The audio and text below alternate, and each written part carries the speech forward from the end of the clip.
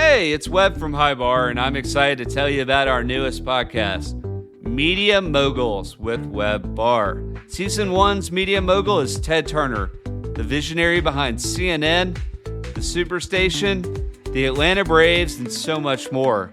If you're a fan of hardcore history or acquired, or if you're fascinated by how history, media, and technology intersect, Media Moguls is the podcast for you. You can follow and subscribe to Media Moguls now on your favorite podcast app. And join us as we break down the deals, drama, and disruption that shaped the media world forever. Media Moguls debuts on Wednesday, March 19th on your favorite podcast app. I can say to my new Samsung Galaxy S25 Ultra, hey, find a keto-friendly restaurant nearby and text it to Beth and Steve. And it does, without me lifting a finger. So I can get in more squats anywhere I can. 1, 2, 3. Will that be cash or credit? Credit. 4. Galaxy S25 Ultra, the AI companion that does the heavy lifting so you can do you. Get yours at Samsung.com. Compatible with select apps. Requires Google Gemini account. Results may vary based on input. Check responses for accuracy. Minus 10, 9, 8, 7, 6, 5. That's one small step for man. One eyewitness, one major pop cultural event. You Had to Be There uncovers stories that shed light on our most iconic moments. Like the real enemy. Each episode, our host, Julia Thompson, takes on the task of finding and interviewing one person within 48 hours who was there, with no idea what their event will be. Come along for the ride. Hey, Julia, you ready for your assignment? Yep. Julia, your assignment for this episode of You Had to Be There is to find someone who was in attendance when CNN launched from Atlanta, Georgia on June 1st, 1980, just 45 years ago, marking the beginning of the 24/7 news cycle. Starting now, you have 48 hours to find someone who was there and interview them. Good luck.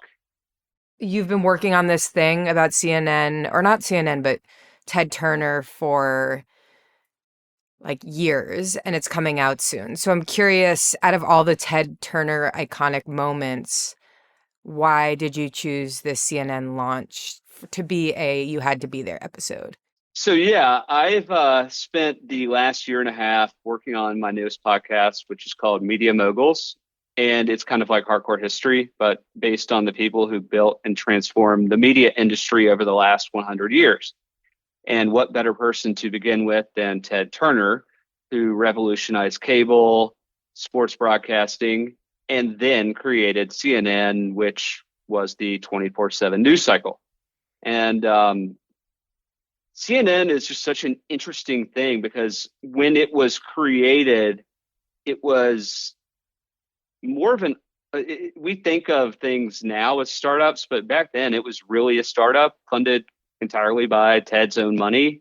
And he was taking on 3 networks that made 30 minutes of news each day for over $100 million a year with only like $30 million in budget. So it's very much a David and Goliath story, but full of a lot of characters and interesting elements. And I thought that if we could talk to people who were there, just what were they thinking? Ted had a requirement by the FCC to air news every day on TBS, but he aired it at 3 a.m. So he wasn't necessarily the biggest fan of news before CNN.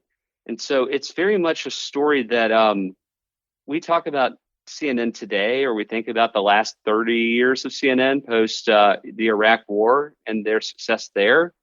But we don't really talk about the beginning. And I think the beginning is really fascinating, as it always is for these You Had to Be There episodes. This news service will be called the Cable News Network and will program continually updated half-hour segments of national news, business news, sports, and features 24 hours a day. I know that we will succeed, and I pledge to you that we will not let the American public down. We sign on June 1, and barring satellite problems in the future, we won't be signing off until the world ends. We'll be on, we will cover it live. My name is Julia Thompson. and I am the host of You Had to Be There. My association with CNN is that it's wallpaper. I see it at every airport, every medical office, and playing in the background when I'm hanging out with my mom in her apartment. But if I'm being honest, I don't watch it. I don't have cable. So when I got this assignment, I wasn't necessarily jazzed. It wasn't like Miracle on Ice or Nirvana. 24-hour news is just kind of on in the background, and when I actually pay attention to it, it makes me pretty anxious. And it's general knowledge that cable news has distorted our perception of reality. So what is it about CNN that is so pivotal? I know that there is something there. Webb wouldn't assign it to me otherwise. Was CNN different from what it is now? What was the original idea? What did it do for the world? For me, news is entertainment, and I'm not sure that's always a good thing. Was it always this way? I decided to call my former professor at Columbia, Jack Lechner. I took a class with him on the history of TV. He was also on Jeopardy 4 times, so I thought he might be a good person to put me on the right path.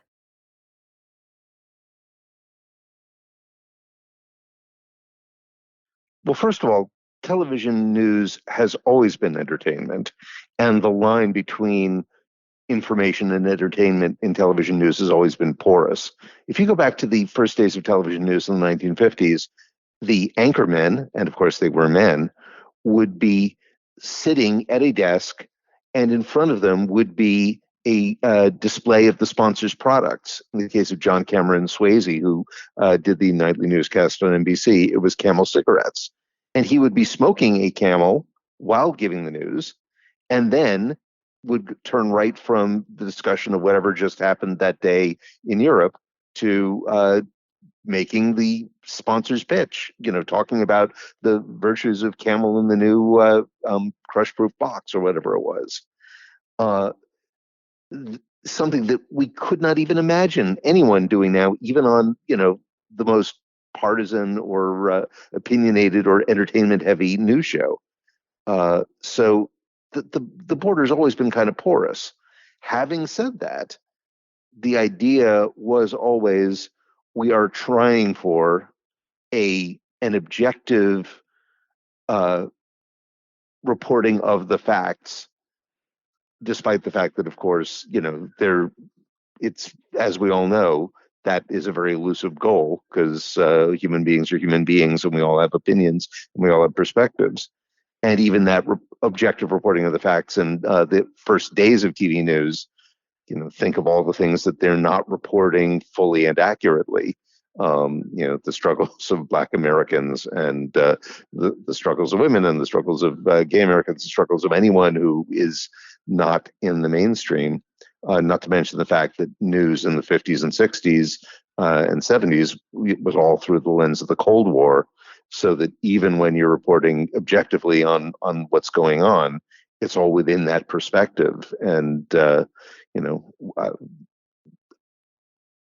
as famously reported by all kinds of people, the news in the 1960s regarding the Vietnam War was shot through with government propaganda until such time events began to make that impossible for the government to keep up. And in fact, it was television news in the 60s broadcasting the horrors of Vietnam straight to people's living rooms that really turned the opinions of Middle America against the war. So Jack cleared up something for me. Television news was always entertainment. So there's that. I assume that this whole 24-hour business intensified the need to diversify and create new forms of entertainment news. But I guess it was always kind of like that. So going back to that story I did about the original Mac, I think what's most striking is what Apple was in the mid-'80s compared to what Apple is now is like apples and oranges. I think that's true for CNN too, and I want to better understand that. So how did the birth of CNN lead us to where we are now? I get in touch with a camera operator who was at CNN for 40 years. He was there, but tells me, I'm not worth an interview. But you know who is? Richard Roth. I get him on the phone the next day. Richard Roth was one of the original CNN reporters. There on the first day, and just retiring, I think, a few years ago. He was even in Iraq during the first Persian Gulf War, reporting from the front lines. Here he is. My name is Richard Roth. I was there at the start of CNN, and it has been a very long road through a changing media environment and a news consumption, but CNN is still going strong. I had read, as most media people did, that in 1979, we read that Ted Turner had commissioned the start of the world's first 24-hour news network. And he had given Reese, Schoenfeld, and a few other people like 6 months' notice to start this network. And I was interested in it, but I really didn't apply anywhere. I didn't know where. This was pre-internet days. And I believe I just kept working until the phone call came in and said, would you be interested? I needed to be convinced still. I recall flying down to Atlanta, which would be the headquarters of CNN, and seeing my friend Jane and her husband Rick. And we actually, very indicative of the future of CNN and money, all three of us slept in the same bed at this dingy hotel or motel in Atlanta. And Ted Kavanaugh, one of the first executives of CNN, was on a higher floor. And we recall that he came down to visit me, and I think it was sort of a pep talk saying, come on, join us. And I guess I said yes. So did you think that it was viable? Like how much of a risk did you think they and you were taking at the onset? The idea, obviously, what's been talked about, but the idea of a 24-hour television news network was highly criticized. People scoffed at it. People said, how are you going to fill up that time? I know it seems incredible now, but how are you going to, keep telling the same story over again? Or we knew it would cost a lot, and it would take someone like Ted Turner, who, of course, was criticized also in the early days because his only experience with news on his superstation, TBS, was Bill Tush putting a bag over his head, the anchor man, and reading news. And it was a total, goofball treatment of television journalism. So people had legitimate questions about that. I said yes. And this is the key phrase of this interview or the sentence, that I wish I had been told when I walked in the door 2 months before we went on the air on April 1st, 1980, April Fool's Day, my first day of employment. I mean, if someone had said to me, you will be at CNN for nearly 45 years, it may have calmed me down and made my career go a little easier.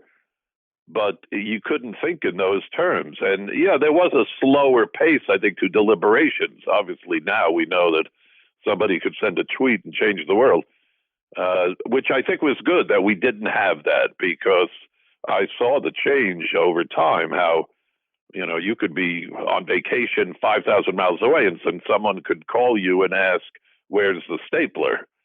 So it was a good time to start, in hindsight, a 24-hour news network. ESPN became the first sports network, I think, a little bit before us or after us.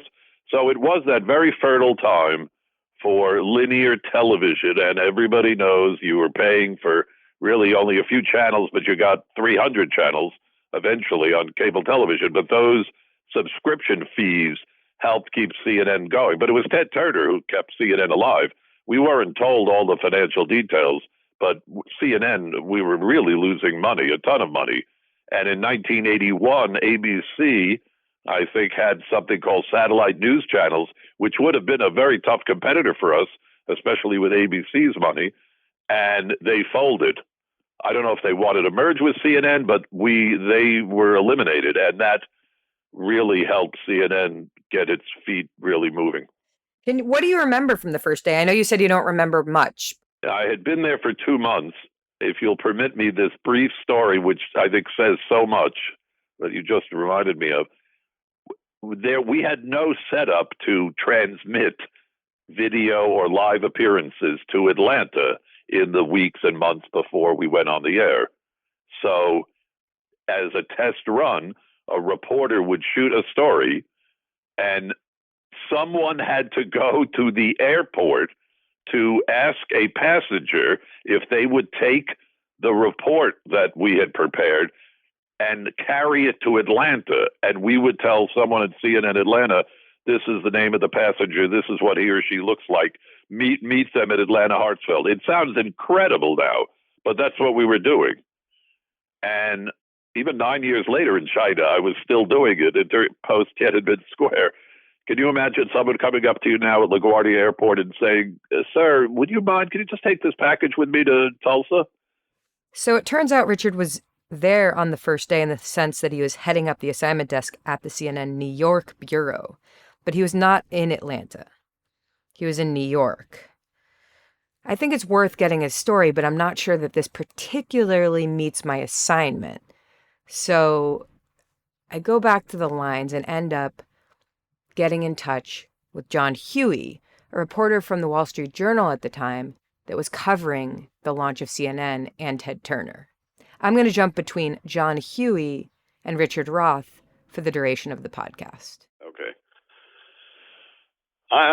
My name is John Huey, and when CNN launched on June 1st, 1980, I was the Atlanta bureau chief of the Wall Street Journal, and I had been shadowing Ted Turner for most of the month of May in preparation for a long page-one article that ran the week before the launch. So on the day of the launch, I got up and went to it and witnessed the birthing of CNN. Very cool. So let's talk a little bit about how you ended up shadowing Ted Turner in those weeks leading up to the launch. Well, the CNN, as a public company, Turner Broadcasting was a company that the Atlanta bureau of the Wall Street Journal covered in its natural course of, and we had 5 or 6 reporters there. And I chose the Turner story as my own to follow, and the build-up to CNN was very fraught. There was all kind of drama. There was an RCA satellite fell out of the sky. There were dust-ups with the unions in New York City. There were a lot of people in the established order of both news and broadcasting who really didn't want Ted to succeed, and frankly didn't really think that he would. So it had all the elements of a good story. Plus, Ted was a known quantity at that time already because he had won the World Cup sailing race. Is it World Cup? Yeah, that's right, right? Or am I thinking soccer? John was talking about America's Cup, which Ted won in 1977. Yeah, anyway, in Newport, and sort of shocked everybody with his persona. And he owned the Atlanta Braves, which he broadcast on satellite on his WTBS superstation, and he had gotten in trouble with baseball leagues for behavior unusual for an owner. So he was sort of an outrageous, outspoken, animated character, and when he announced that he was going to do this, he was the subject of some ridicule, some interest, some just dismissal, and it just seemed like and I knew there was going to be a dramatic launch, and I just wanted to know how this was going to work out and what it meant, and it had all the elements of a good Wall Street Journal page-one story and of a continuing story that the paper has followed to this day. Can you talk to me about, or walk me through a couple of the key moments in those weeks leading up to the launch? Well, yeah. You mean key moments for the business or key moments in the reporting? The reporting was really interesting because I would do things like go to the baseball game with Ted, and Ted would yell at the players, and then we would drive. We went out to his kids' Beauregard and Rhett's Little League games, and he yelled there. And then I remember one night, when I first started reporting, CNN was in the Turner building, which was an old house on West Peachtree. They didn't have any furniture. The anchors and everyone was sitting on the floor, and they were sort of, it was a bunch of adults in the television business who had fled their mainstream jobs. Mostly they were either local anchor types, local broadcasting types from around the country, or people who were past their prime in network. But they were all sort of there. They had signed onto this ship that was sailing off into uncharted waters, which Ted often used nautical terms. And they were all sitting around with no furniture trying to make this thing come together. By the time it actually, and then there was an annual meeting. We covered an annual meeting, and they had to announce that the RCA satellite had gone down. They weren't sure they were going to have a satellite that could actually put this up.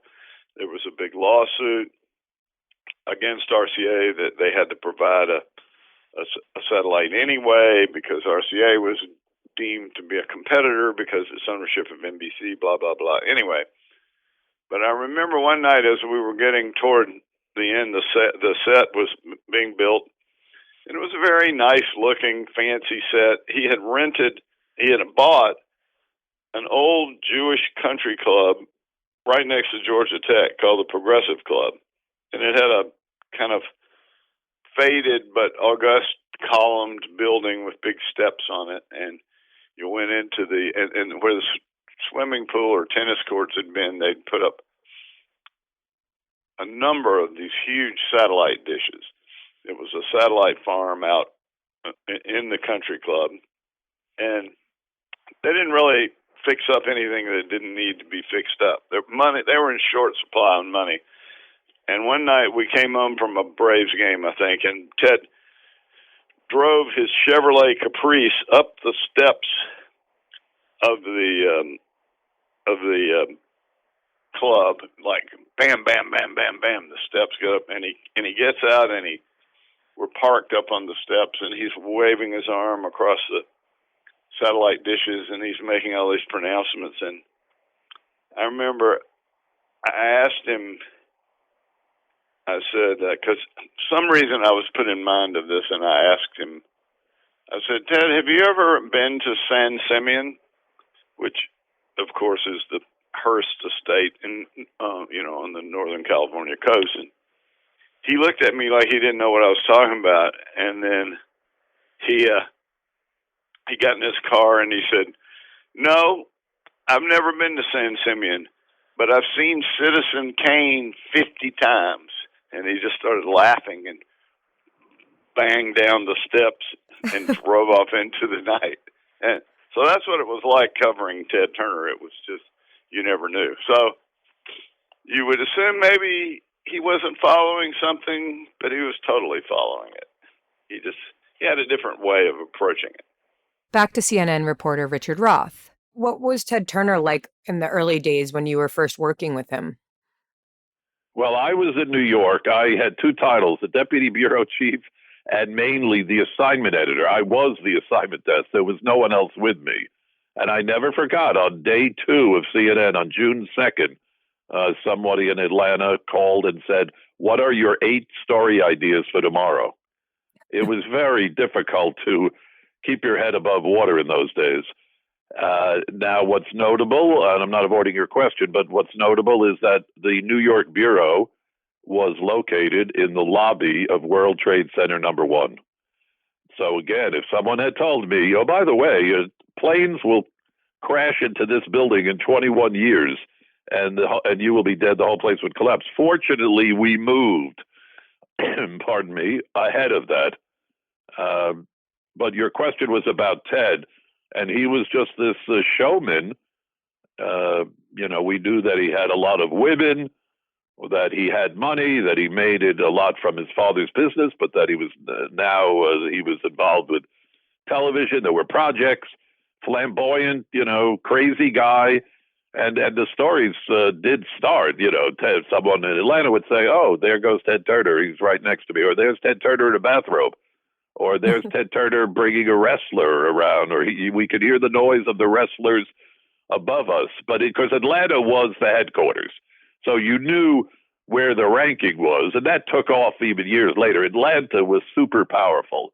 I mean, if someone, even a security guard in Atlanta called up, nobody would say there's a security guard. They'd say Atlanta's on the phone. Very powerful. But New York, CNN helped keep CNN really going in the early days. We had the access. We had the newsmakers. We were ahead of the Washington Bureau for about 2 years until the sheer weight of stories and the numbers overwhelmed us. But we had a live studio, of course, or an anchor desk. Mary Alice Williams was our first bureau chief and anchor woman. We weren't just some far-flung bureau that would get a phone call. She had to be on the air, I think, 5-10 times a day. And people came in. It was the world's first financial television show on a nightly basis. Moneyline, there was a show. It really, in the early days, if you went out on the street with a camera crew, people would say, what is this? What is CNN? Then as the years went by, you would hear, oh, that's affiliated with HBO, or that's that Ted Turner thing. And now, of course, 45 years later, you get people go, I don't want to talk to you. So the big day was June 1st, 1980, the day that CNN went on the air. And I remember that it was a Sunday. And of course, I remember thinking, oh, God, why do we have to work on a Sunday? But I lived on the Upper East Side, so I would take this train down to the subway down to the World Trade Center area. And we were participating on that day. They wanted to show off all the places we had broadcasters or cable casters, however the correct term is. And the place was busy, but we all knew each other by then. So it wasn't, thank God, the first day of work for everybody. And Mary Alice was on the set in New York, and the set looked out through the glass windows on the first floor in the lobby of World Trade One, and you could see people. And over time, you could get a gauge on how popular a guest was. So there would be just a guest sitting in front of a camera and this huge glass window that people could stand and look in. And I remember one day, maybe in 1981, Jacqueline Smith of Charlie's Angels was there, and the outside hallway near the elevators at World Trade One were packed. You could see people panting on the windows. And then I think the next day we had the Nobel Prize winner for economics, and there was nobody standing there watching. That's really funny. I remember that the night before, or the morning of, the civil rights leader Vernon Jordan was shot. And I remember thinking, oh, that's too bad. But I remember thinking, oh, at least we have a story. And that propelled our coverage. Good evening. I'm David Walker. And I'm Lois Hart. Now here's the news. President Carter has arrived in Fort Wayne, Indiana for a brief visit with civil rights leader Vernon Jordan. Jordan is in serious but stable condition now at Parkview Hospital. He is recuperating from the gunshot wound suffered early Thursday morning. Police still have no solid lead on who attempted to murder Jordan. Jen, we were live with White House briefings, I think. I mean, that had never really, I think, been done before, at least more than the evening newscast. People didn't have to wait till 6:30 at night to get the news. There was no crawl, the words that move across the bottom of the screen. That started during 9/11 and never changed. So it was I wish I could remember every day after that. I told you I remember the one of your 8 story ideas from a caller in at CNN Atlanta. But I mean, look, I was not involved in some big relationship, and I didn't, thank God, at the time have pets. I could focus on going down. You never knew when you would leave, of course. This was not, you knew you were not in for a 9-to-5 job with holidays off. That was not happening.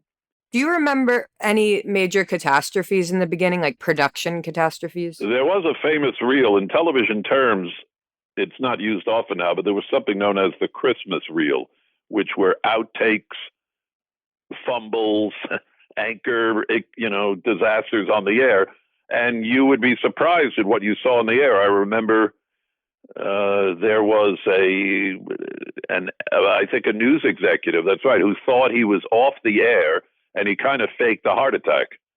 And this was one of our big executives. And then I recall during Reagan assassination coverage, which was about 10 months after we went on the air, and I remember the reporters, standing outside the hospital where President Reagan was recuperating. And I remember saying, "Is that NBC's catering truck?" I don't know why that line has always stayed with me. But that of course happened when you suddenly put a group of people, a large network, and say, "You're on the air almost every minute," and things started happening. But it was, as you know, it became our bumper sticker almost that, we're in cable. Cable is cool. CNN is cool. Now that, of course, changed over the years, but we really were a unique, plucky underdog at the beginning. Television unions at various stations made an effort to cut CNN cables. We were derided by them. The famous phrase about CNN from its critics, chicken noodle news, CNN. And that was sort of the best they could do. Now, if you told those rough technicians who were bothering CNN in those days or cutting our cables, if you told us, well, in 8 years, they're going to be applying to work at CNN, and that's what happened. So things really could change in the television industry. How did 24-hour news change television news? Tom Brokaw, it was 9 years later, but during the Berlin Wall collapse fall, I believe, quoted CNN, or it might have been the Iraq War. I think it was the Iraq Gulf War, that Tom Brokaw of NBC News had stated that the little CNN has become a network or a big time thing. CNN used to be called the little network that could. It's no longer a little network. I mean, it took us 9 years or so, but that period had some unbelievable news stories that I was able to participate in. Gulf War, Tiananmen Square, Berlin Wall, end of communism. So how did it change television news? It made all the other networks wonder what did they do? Were people really sitting at home? It turned out obviously there were millions of people who had different lives, different schedules. Totally. So can you talk a little bit about being an anchor? Yes. Well, I wasn't an anchor, but I was right in the middle as a reporter or as a bureau chief at humongous stories. It became quickly clear that a reporter would get used up pretty fast, and you would have to have the stamina. Of course, many reporters, if you show them a camera, they love it. I mean, there was said of the former UN ambassador Richard Holbrooke, where is the most dangerous place in the world? To be standing between Richard Holbrooke and a television camera. I could see the change in other people and other guests, people who would be a novice at the first time, and then 10 months later, they're saying, can I get a copy of that? Let me have my limousine in by 5 o'clock. It was exciting to be on live. I, of course, had very little training. I don't think I ever got any training. I think it was all natural. But I had never really done on-camera stuff, and I was the assignment editor. But on the weekends, I started doing pieces. And I was very hesitant about doing live. I would get very nervous. And then I think about a few months in, because I didn't have many chances at it, I just was watching, I think, some sports anchors, and I saw very relaxed people. And it just hit me like, you know what? Just go with it and wing it and just be yourself.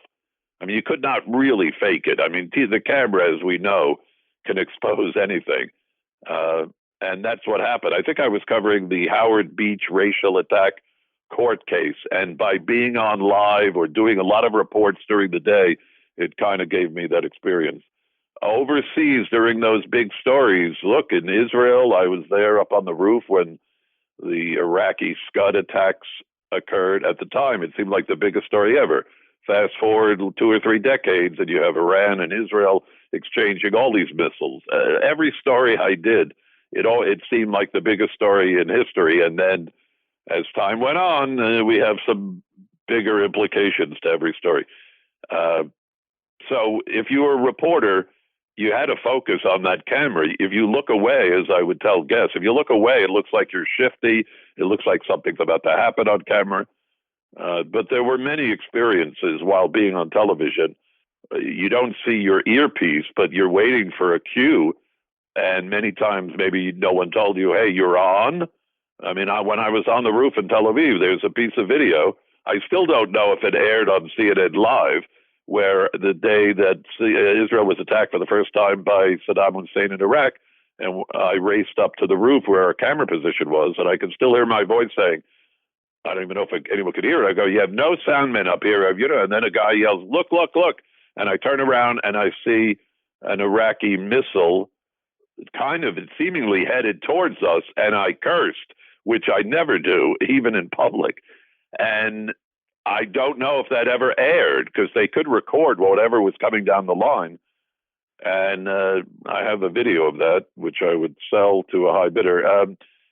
So these are some of the things that could happen. Once you get in front of that camera, you know, you own it. And of course, you have to make sure the line is booked or the satellite. So you're never totally sure in situations. But my phrase, which maybe others have copied from me, in this industry, you're only as good as your last live shot.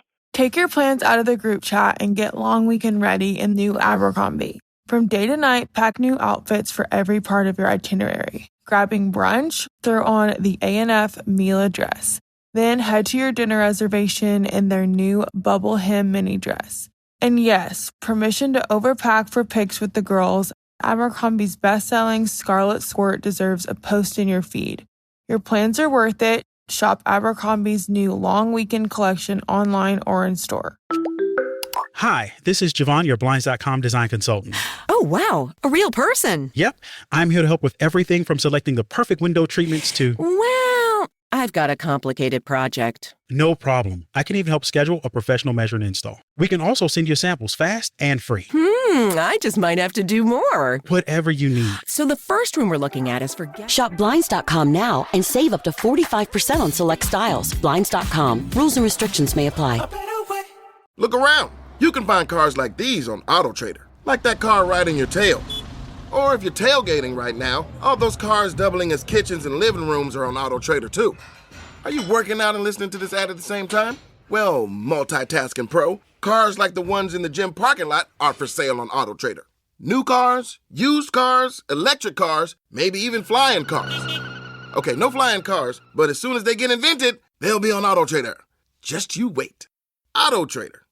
Last week was our first playoff game, and my plaque psoriasis was so itchy under all my gear. Sometimes just thinking about scratching could take me out of the moment.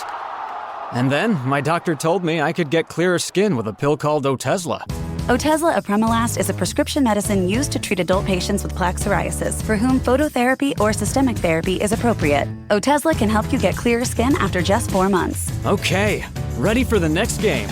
Talking to my doctor about a pill was a total game changer. Don't use Otezla if you're allergic to it. Get medical help right away if you have trouble breathing or swallowing, swelling of the face, lips, tongue, throat, or arms. Severe diarrhea, nausea or vomiting, depression, suicidal thoughts, or weight loss can happen. Tell your doctor if any of these occur and if you have a history of depression or suicidal thoughts.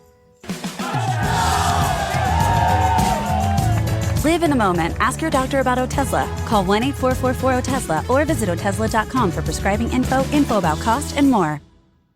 I asked John when Americans really embraced CNN.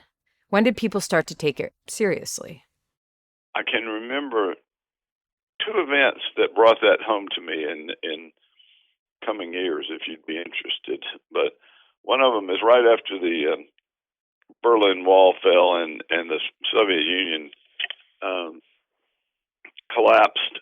I was sent to Romania, and they had torn down the statue of Ceausescu in the square in the circle there, and but riding into Romania, it was a kind of a bleak into Bucharest, kind of a bleak place. But there were satellite dishes sticking out of all these Soviet-looking apartments. and my driver said, "Yeah, we everybody figured out how to get CNN. We knew what was going on in the world, and CNN was often cited as a factor in the fall of the communist bloc. So there was that, and that that was and then again in 1999, I was at a Time Warner event and sitting at a table with Ted and Jane in Beijing at the dinner celebrating the 50th anniversary of Mao's Long March. And there are 5,000 people in the room, and a lot of them have on Mao jackets and eye patches. We're sitting pretty far back, and it's just a spectacle of seeing this many people fed that quickly and whatnot. And at the end of the event, the Great Hall of People is this huge room with big Chinese flag hanging, red flag. And so Jiang Zemin and Zhu Rongji, the leaders of the country, go off the stage and they start working their way through the crowd, and they're shaking hands and whatnot. And it's clear they're headed somewhere. And then it becomes clear they're headed toward us. And then they get there, and it's clear that they're there they want to see Ted. They want to shake Ted's hand. They want to be with Ted. Ted is the most important non-Chinese person in the room to them. And there were all these other people there, but Ted was who they wanted to talk to. And I'll never forget this. And I thought about it, and it's because, he had started CNN. To them, he was like, I don't know, Prometheus or something. He had so Ted handed me one of those little disposable cameras like Fuji or Kodak used to make, and he lines up this picture in front of with the big flag in the background, and it's Jerry Levin, Dick Parsons, who were the chairman and CEO or COO of Time Warner, and Ted and Jiang Zemin, the head of China. And he says, "I want you to take this picture. It'll be historic. It's got everything. It's got a Jew, a black guy, a communist, and an atheist." And he was the atheist. And I'm like, yeah, this is history, all right. But in all seriousness, I was like, that's what it was like to be Ted Turner.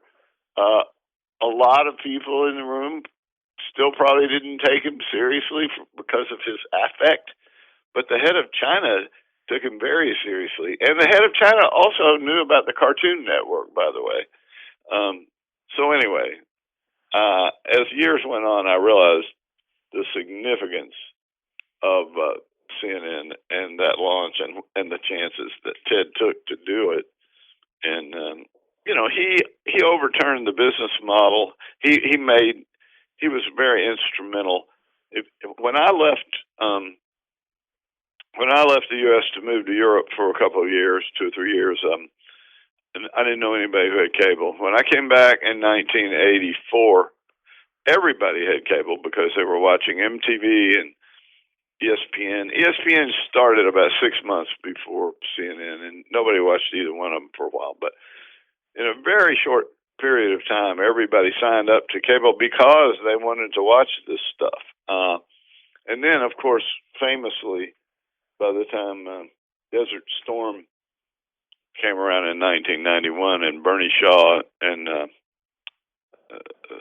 the great AP reporter whose name I can't remember right now, stayed in the hotel room for the bombing, and that is what made CNN something that was just a fixture, and you had to have it in case something happened. How did he conceptualize this if he had so little money compared to the other networks that were doing 30-minute news, whatever? And then why was it that the other networks didn't take CNN seriously? The answer to your question really is twofold. Ted had an enormous appetite for risk and an enormous belief in his ability to harness both the cost savings and the mass distribution of satellite technology. And he knew that if he could get both those things going, the technology and something that people wanted to watch or needed to watch, that he could get mass distribution with very little cost relative to what you're doing if you're running a network out of New York and Los Angeles with union tech staffs and all kind of backups to backups to backups. So he was just, and he didn't have any, he was very familiar already with the fledgling cable industry pioneers, the people like John Malone and Chuck Dolan and the guys and Cox Cable in Atlanta, the people who had started cable. That was his customers. That's who he was selling to, them and advertisers. He didn't have to worry about affiliates, rich people who own stations who are always making demands of the NBC or CBS or ABC. He didn't care about any of that. He had to sell ads, get some eyeball. He had to get some eyeballs, sell some ads, and get enough going to where he could raise the fees on those cable operators. And the cable operators, they were deregulated, they were unregulated, and they all knew him. And it didn't take them very long to figure out that his success was their success too. If CNN succeeds, if ESPN succeeds, if MTV succeeds, cable gets bigger. So they all made each other very rich, building an industry that is now sort of on the downslope. But it was a hell of a run for a long time, and most adults today, except the youngest, sort of grew up in that model of, in pay TV, the HBO that was added on to cable area. We all grew up with some form of cable, and of course, DirecTV took it another step further by delivering the programming by satellite. But anyway, he just had huge risk. I think he probably had less money. The stories I have heard since then from various people inside the company, I would guess that he actually had less money than we knew, and that he was, I think he had trouble. I think he had I know of some stories where he had some desperate times at just making payroll, but he just had, like most great entrepreneurs at some point in their arc of their building their business up to the breakthrough point, he just was willing to live with empty pockets, and he always drove cheap cars.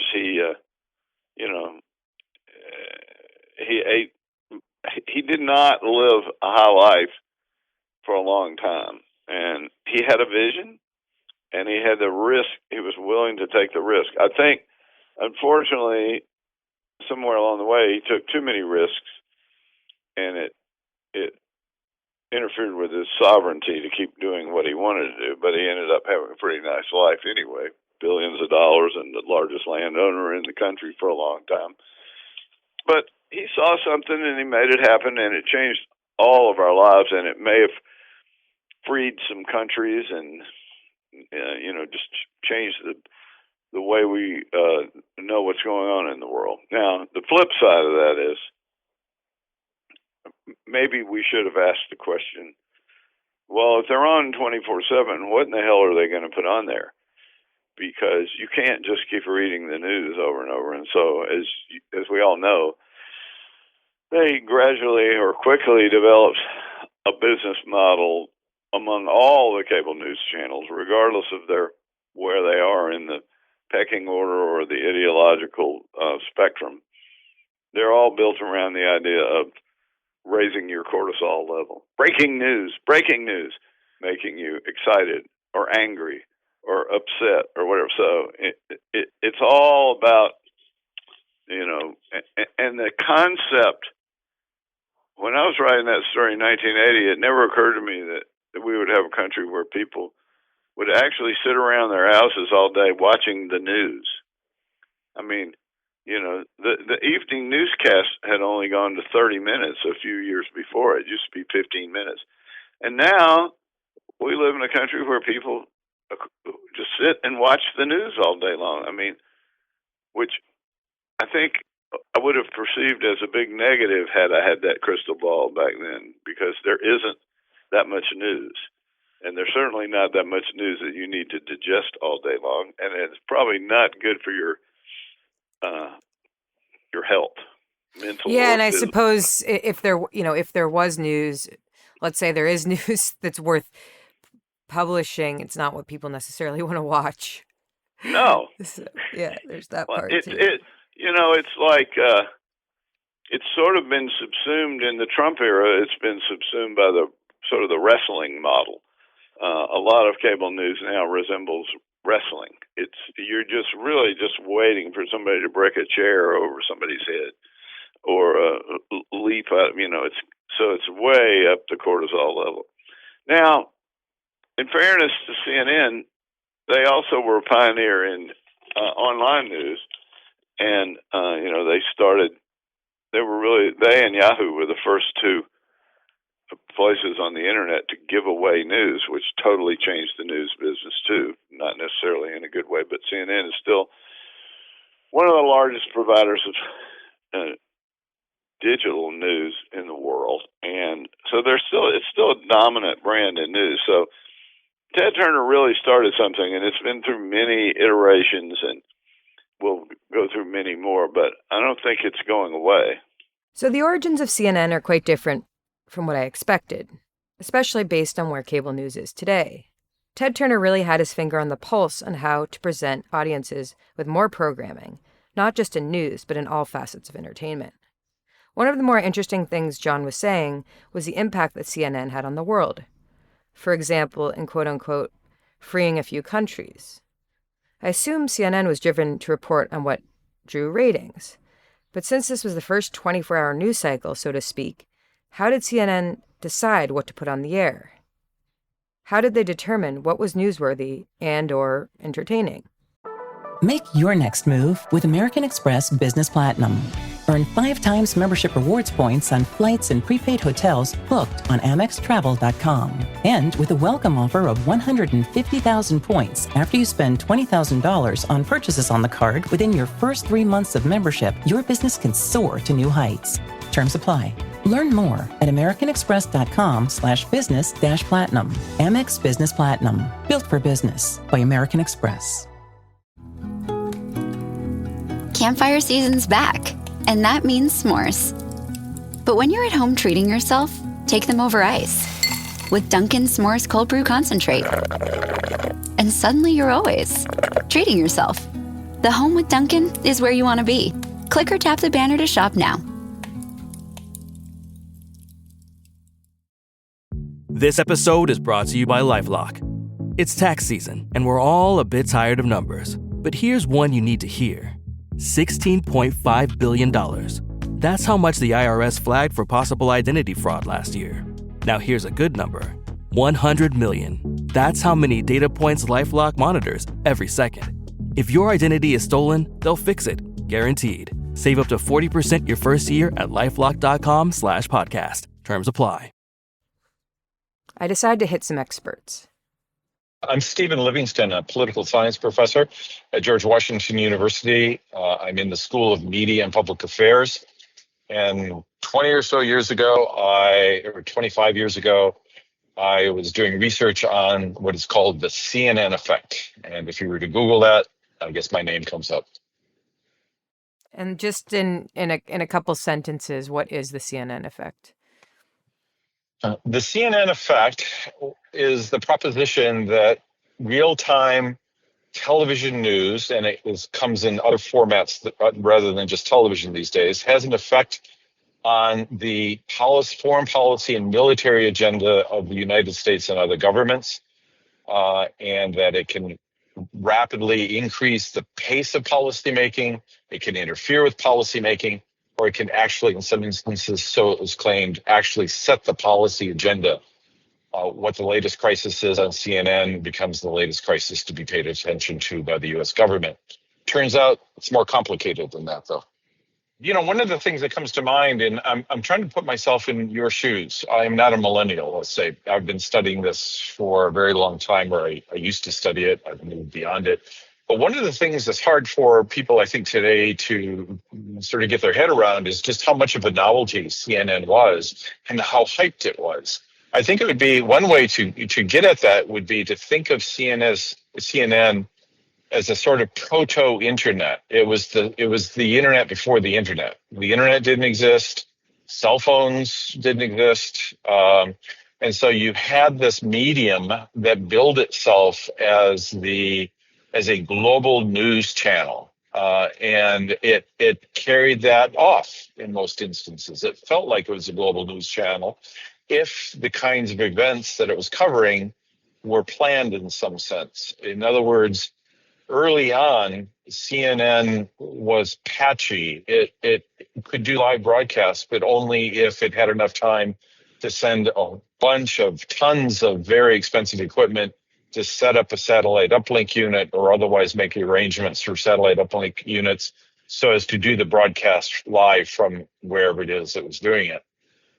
And, it did that. But I think, at least in my view, we need to keep in mind that it was a bit of a novelty for its first 10 years. It was interesting.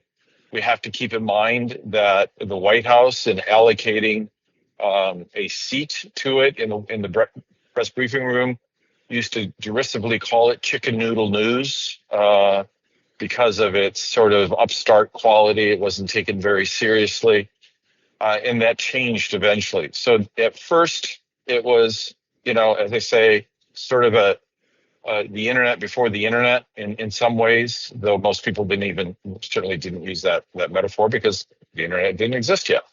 So how were they determining where they were going? Good question. Most often, in fact, that's a very good question that we can pick up on as we continue our conversation. As was true almost always, the news media followed the lead of the government. Let's think about that for a little bit. Sociologists, political scientists who studied such things consistently found after the Vietnam War that news media tended to follow the lead in news stories from the government through press releases, press conferences, etc. So this was also true of CNN, at least at first. One of the more noteworthy examples of CNN doing something kind of interesting and eye-catching was when it covered the summit between Reagan and Gorbachev in Reykjavik. My memory tells me that was 1987, but you'll want to check that. They had enough time. Obviously, it was a major international summit between the two global superpowers. And so CNN, sent the needed kit, all of the satellite uplink units. They were C-band satellite uplink units. Again, hundreds of thousands of dollars in equipment, and even getting it to these places was extremely time-consuming and costly. The size of the equipment is going to be an important part of the story. It meant that in sending this satellite uplink equipment where it was needed, where there wasn't local satellite uplink units from wherever it is the news story was, meant that they really needed to be sure that it was a newsworthy story. And when presidents are meeting with their counterparts in the Soviet Union, that would be one of those cases where, we'll invest in that. So for the most part, CNN was following the lead, like all other news organizations did, of what the government was saying was important.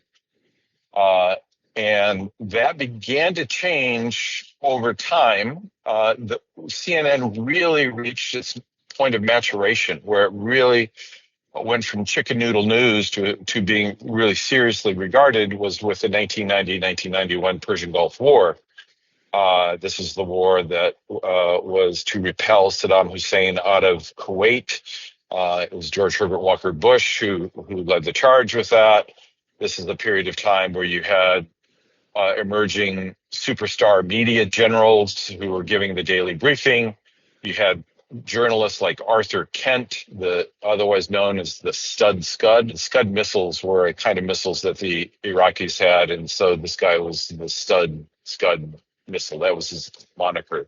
But otherwise, he's a Canadian journalist who used these uplink units to report on events on the periphery of Iraq and Kuwait, And you began to see here with that war, 90, 91, really CNN reaching a point of serious credibility. This is also the key here is you had 3 CNN journalists in Baghdad at the start of the American bombing, and they were reporting live over an audio feed from the Al Rashid Hotel in downtown Baghdad as the American military is starting its bombing campaign through some complex audio logistics. They were able to continue to do this live from the city, and that's the point where people really just took notice of what CNN was capable of doing.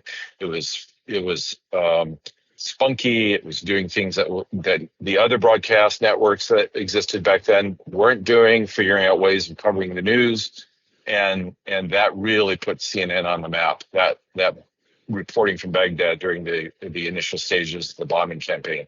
I interviewed Richard Rust. Actually, he was there too. Yeah, excellent. Yeah. Well, he was one of the people who was key at the getting the logistics done.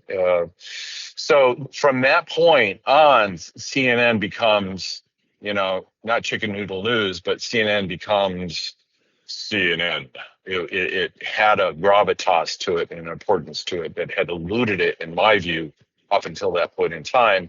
And this is where my personal story starts kicking in. In some ways, I could say that CNN was responsible for the first 15 years of my career, because I ended up following around the question of how does the evolution of satellite uplink equipment and the way in which reporters report from war zones, that equipment changed over time, and so too did the nature of war reporting. And that was, as I say, the focus of a lot of my research. So, if you begin with the clever use of simply running a cable, I mean, there was just a super long cable that CNN utilized straight out of Baghdad. I don't remember where it went, Amman, Jordan, or someplace. But it was just clever use of existing technology that allowed CNN to cover the 91 bombing campaign. Here's a clip of some of that coverage. We're going to Bernard Shaw in Baghdad. Right. This is something is happening outside. Peter Arnett joined me here. Let's describe to our viewers what we're seeing. Ted Turner was clever in a lot of ways using coaxial cable, but one of the things that he was really clever about is realizing the potential of gaining access, of paying to use a transponder on a new telecommunications satellite. And it was that insight that allowed him to actually claim that CNN was a global broadcast network. The early satellites were C-band satellites. And they use these big parabolic dishes that measure 30 or more feet across. They require big generators. There's a lot of ancillary equipment that goes with it. And also, very importantly, it required a technical crew of people who knew how to operate these uplink units. So that was an early challenge, and that's the reason why, one way or the other, the use of these uplinks to cover something remotely, like from a war zone, it really had to be something that was important, and it took time to set up, et cetera. So if you hold that in mind, during that 1990-1991 Persian Gulf War, a lot of the reporting took place in Riyadh and elsewhere on the edges of the war zone, and the kind of reporting was either, again, audio only. Why? Because the bit rate, the satellite uplink unit, could not handle the data streams that we take for granted now with handheld devices.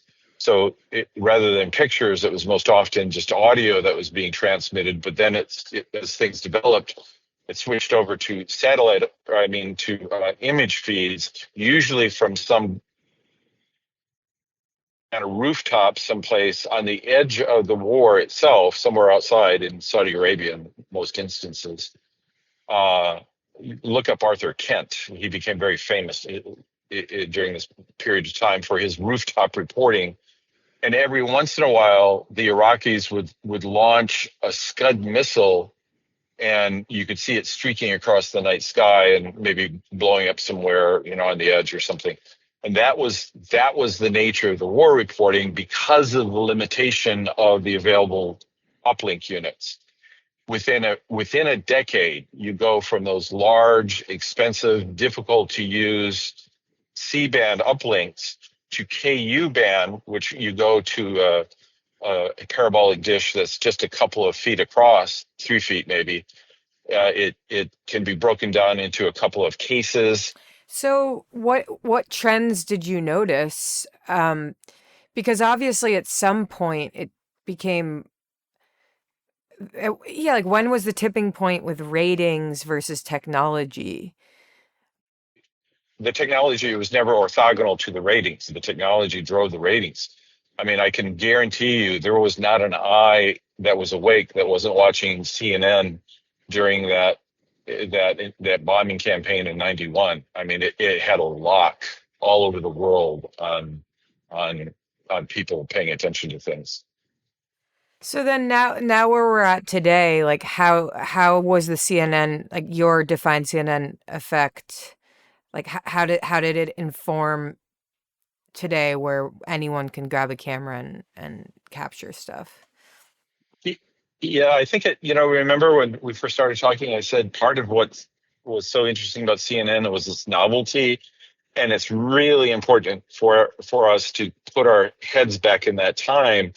It's hard to imagine, no cell phones to speak of, or big cumbersome ones, no internet. So CNN was the first new shiny thing that was fast and immediate and live.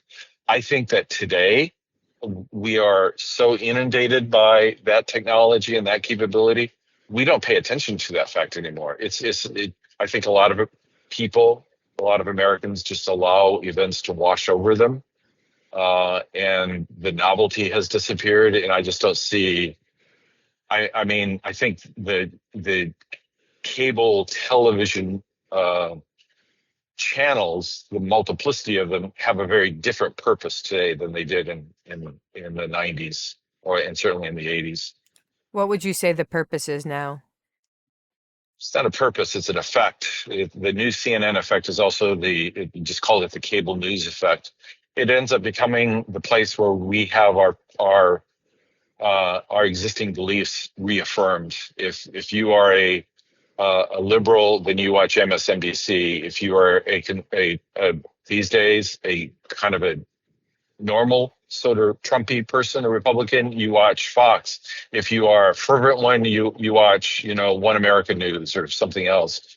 Or if you're really, really committed, then you forget all of that and you go to some YouTube channel and really get the dose of what you're looking for from a YouTube channel. So you've got a fractured media environment, totally different from what existed in 1990 when it was the broadcast networks and CNN. I check in with WebBar. And I think the biggest thing for me, and I guess what I want to talk to you about, what was most surprising,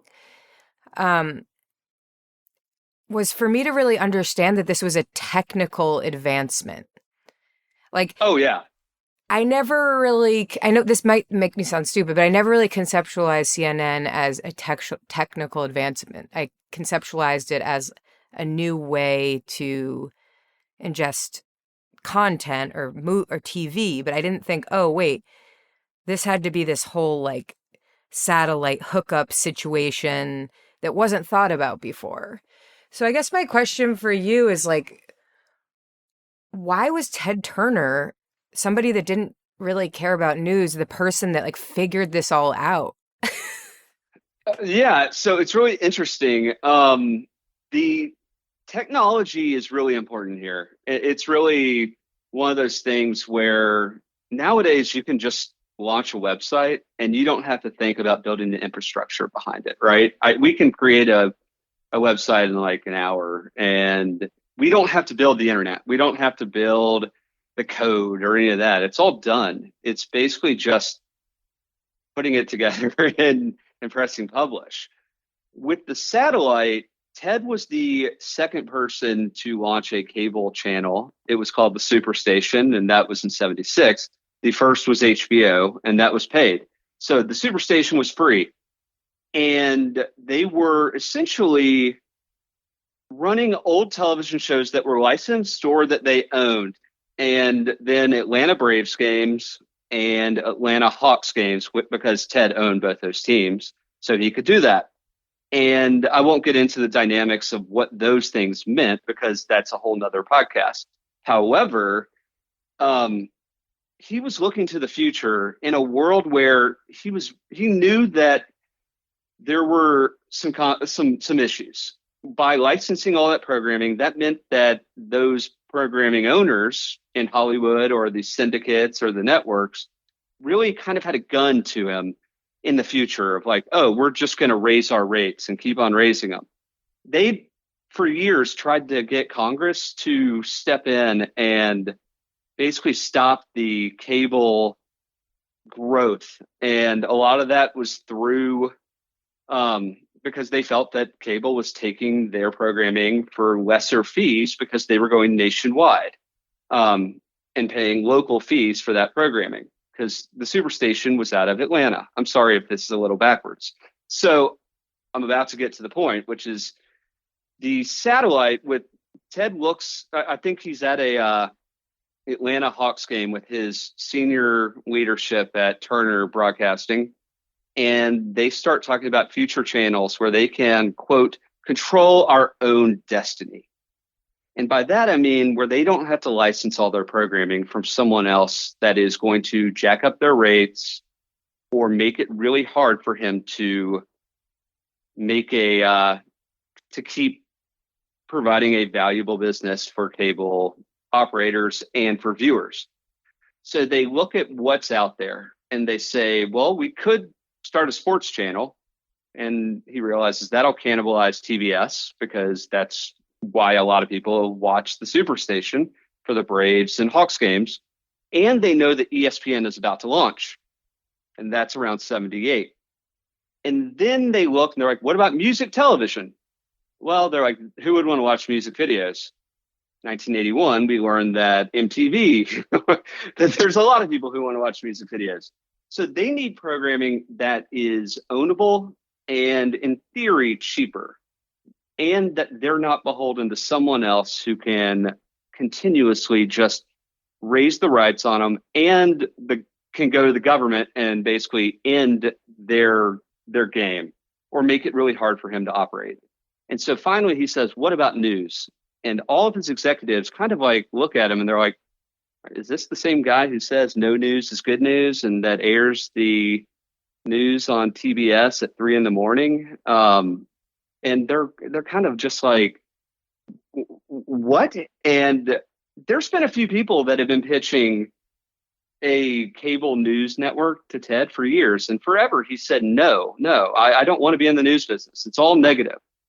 And then he realized basically he had another transponder on a satellite, which is like a spot on the satellite. And he realized that this was the way to kind of control his own destiny as a media broadcasting company, and that if no one else was going to do it, he might as well do it. It's so wild. And I think for me, like what I was saying, I didn't approach this story thinking Ted Turner would have anything to do with Steve Jobs. But I'm leaving the story being like, oh, wow, this person really took a certain aspect of tech that wasn't accessible to everybody or wasn't used for the regular people, and then created this thing that everybody consumed and changed the world. Like, of course, he cared a little bit about programming, but it seemed at the end of the day, he just had this, he was able to like re-envision media. It's a weird thing. I thought I was going to learn more explicitly about entertainment and news, but I think what I left with was how technology impacted the way we understand and ingest news, which is kind of a cool landing point. And I think also an exciting landing point in thinking about, okay, I want to learn more about this guy and What else did he do? He owned a baseball team? Like, who is this person? Here are some final words from John Huey.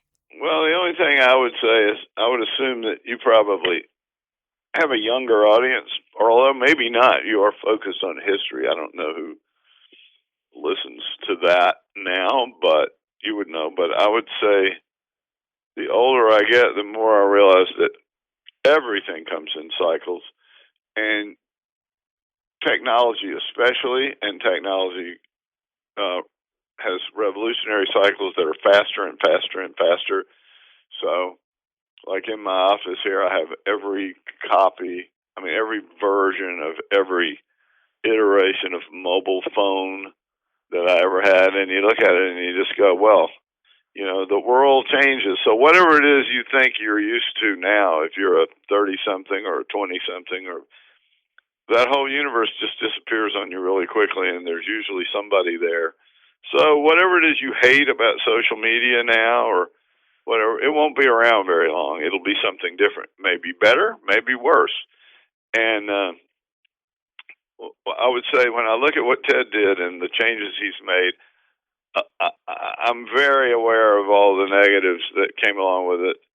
The idea of 24-hour news and cable ubiquity and everything. But I would say on the whole, if I had to judge Ted and what he did, I would say we were better off having him do it than many other people who could have done it. And I consider Ted to have had a positive influence on society and global society and the news business.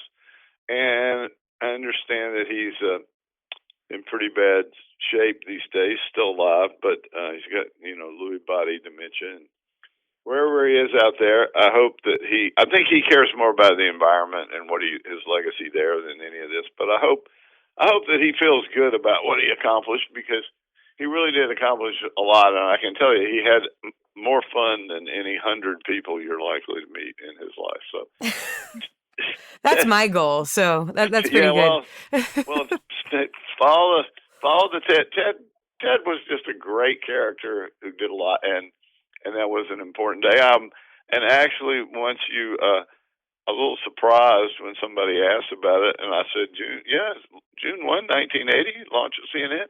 Yeah, I was there. I'd love to talk about that. You Had to Be There is a High Bar production, created by High Bar. All episodes written, edited, and hosted by Julia Thompson. Produced by Julia Thompson and Web Bar. Additional editing, sound mix, and engineering by Vishal Nayak.